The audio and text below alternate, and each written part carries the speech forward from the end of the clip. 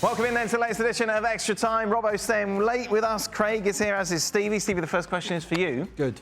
What do you think Liverpool's record would be today if Klopp was still in charge? Same, better, worse?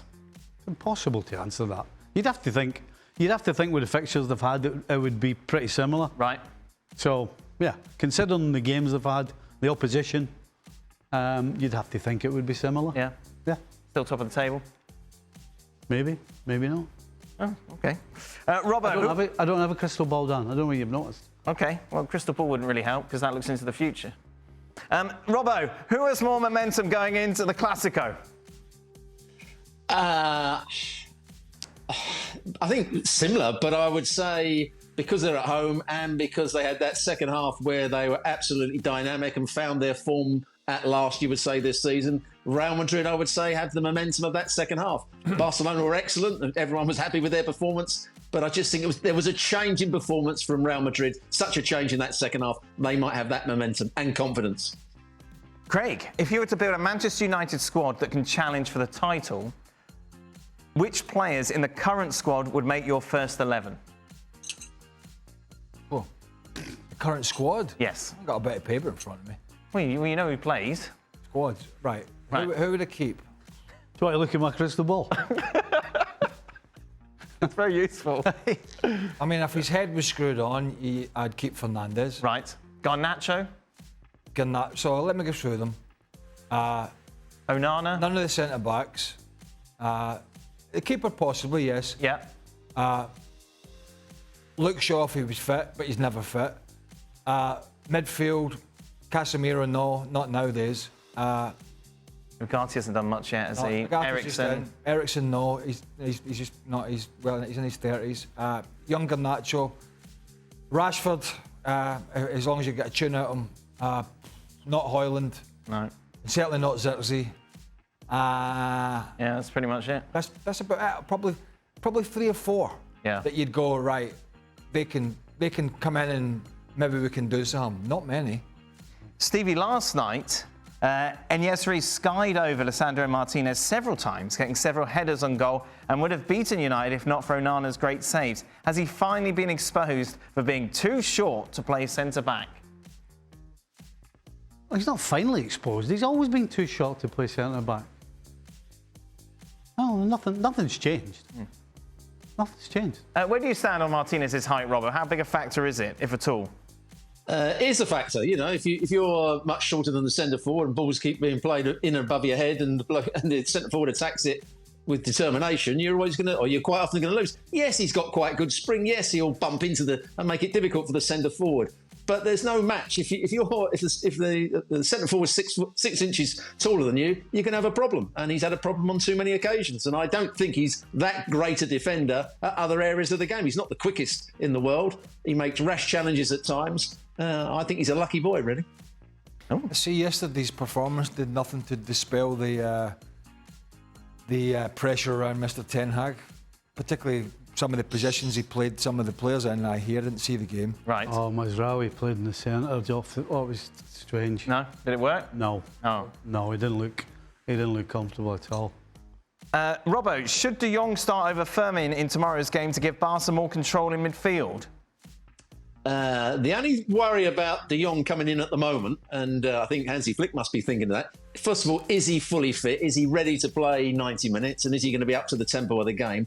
And secondly, when he has possession, he's a player that likes to slow the play down. At the moment, Barcelona are playing at a quick tempo. That's why they're being so good going forward. They are looking for that forward pass, whereas Frankie de Jong doesn't always do that. So I'm not sure he's going to come into the side. I think he'll stick with the team that started against Bayern Munich. That's Casado, Yeah. Pedri, who's obviously the most experienced of that, and Fermin Lopez. Yeah. I mean, they did well against Bayern, but Yes. I think Bayern showed the true colours in somewhat into the form from Germany, into where they really are under Vincent Kompany. But that's a Big boy time.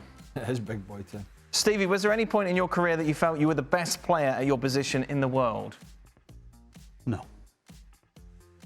No. Every time I stepped on the field, I had something to prove. Right. That's how I felt. I was always proving, if nothing else, to myself, every single time I stepped on the field. I can imagine that's the same for you, isn't it? So I don't even think about those things. No, but that you always felt you were going on the pitch to prove a point. You never took it. Win a game. Yeah. Yeah. Win a game. Yeah. Robbo?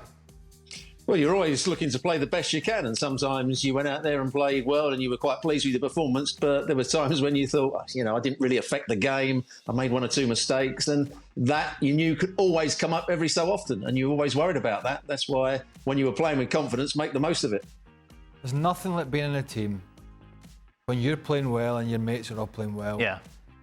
And you're winning and you've put a big string of results together. There is no better place to come in and train and be in that dressing room. It's fantastic. It's hard to tell you. It's just fantastic. You can't nobody wait to get talk in. about tiredness and rotation. You can't wait for the next game. Sure.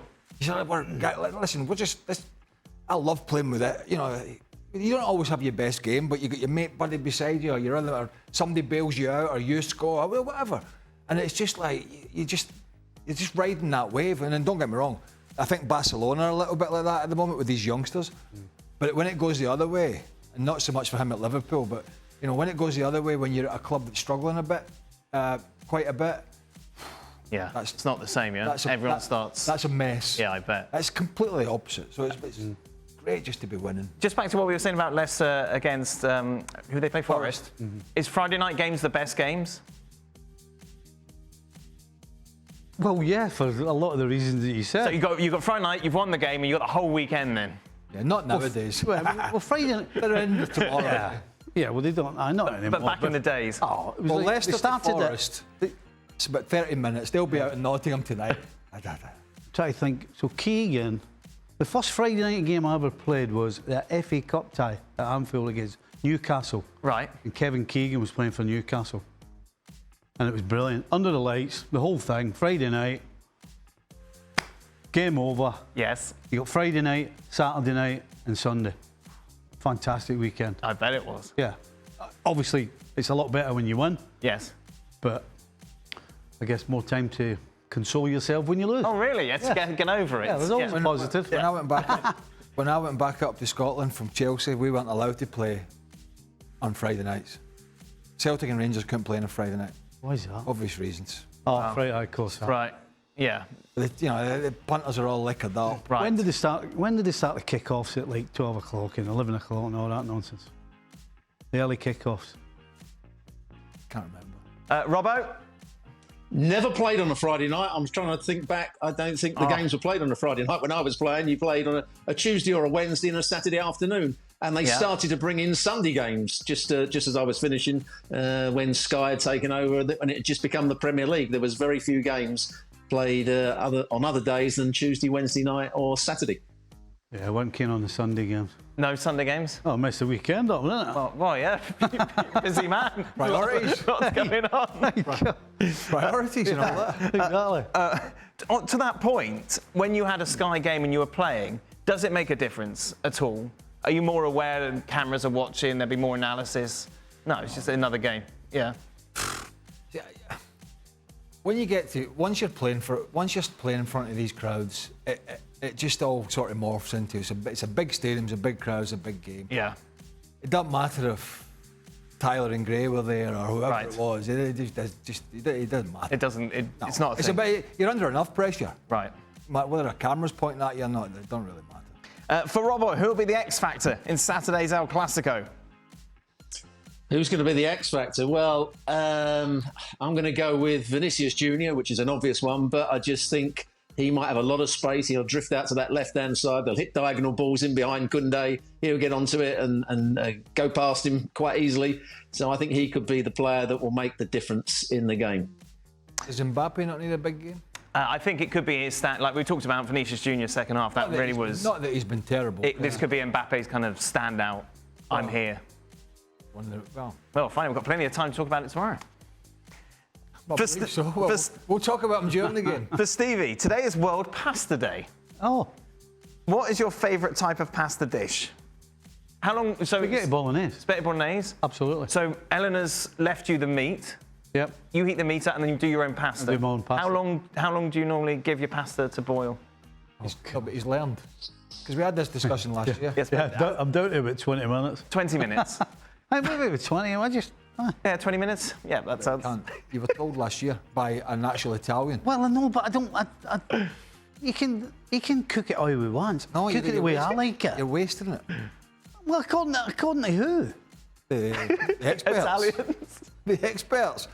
Yeah, but somebody must have started. What if I'd started pasta? What if I'd invented pasta and said, right, it has to be cooked for 20 minutes? The Italians would have came for the along next and went, 1,000 years, everybody would be cooking it for 20 minutes. And some guy called Gab Marcotti decided to do it for 5 minutes. Right. Would everybody turn around and go, oh, that's stupid, 5 minutes? You No, should do well, it I for think 20. 8 or 9 minutes, you know. Maybe So 7 just or 8. because I didn't kick it off doesn't mean what I do is not right. It's not right. It's right for me. It's not.